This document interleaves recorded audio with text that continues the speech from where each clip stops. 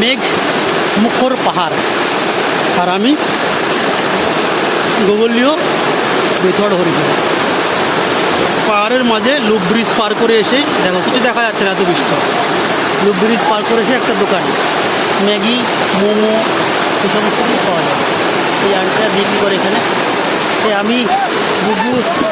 আমি বুগু এই যা কিচ্ছু হবে না, আমি বুগুর মা বসে আছি এখানে। ম্যাগি আর ওয়াই আর এক প্লেট মোমো অর্ডার করা হয়েছে। এই আমরা এখানে আপাতত খাবো। তো সুন্দর একটা পরিবেশ, দেখো পাহাড়, এদিকে পাহাড় আর বৃষ্টি, মেঘ মুখর পুরো। এত মেঘ হচ্ছে, এত বৃষ্টি হচ্ছে, কি বলবো।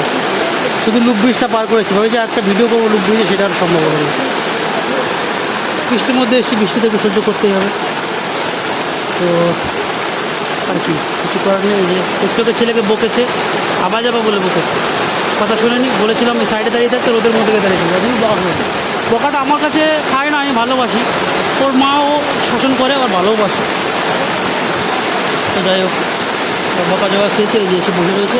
হচ্ছে নুডলস খাবে, নুডলস অর্ডার করা হয়েছে, নুডলস বানাচ্ছে। এই যে বানিয়ে দিচ্ছে, নুডলস হয়ে গেলে খাবো আমরা সবাই মিলে। আমাদের ম্যাগি হয়ে দেখো, ম্যাগি দিয়ে কুরকুরে নাকি এটা দিয়ে খাচ্ছে। বাচ্চার মুখে গরম হয়ে গেছে, জিভ লাল হয়ে গেছে। পরিবেশটা দেখো, শুধু কন্ডিশনটা দেখো। শুধু মাঝ পাহাড়, কোথায় থাকবো ঠিক নেই, হোটেল ঠিক করে নি, কিছু না।